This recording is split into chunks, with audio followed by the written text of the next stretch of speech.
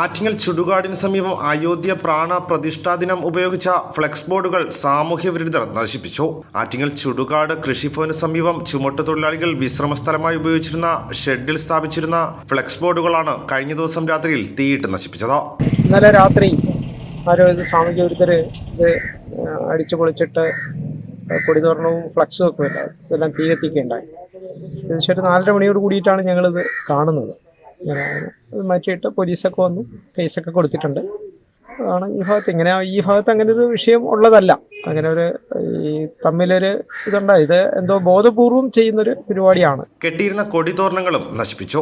അയോധ്യയിലെ പ്രാണപ്രതിഷ്ഠാ ദിനത്തിന്റെ ഭാഗമായി തൊഴിലാളികൾ ബോർഡുകളും കൊടിതോരണങ്ങളും സ്ഥാപിച്ചിരുന്നു. ആ ദിവസം പ്രാർത്ഥനയും പായസ വിതരണവും നടത്തി.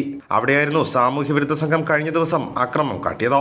തൊഴിലാളികൾ ആറ്റിങ്ങൽ പോലീസിൽ പരാതി നൽകി. CCTV ഉൾപ്പെടെയുള്ളവ പരിശോധിച്ച് പ്രതികളെ കണ്ടെത്തണമെന്നാണ് ഇവരുടെ ആവശ്യം. ഭാരത് വിഷൻ, ആറ്റിങ്ങൽ.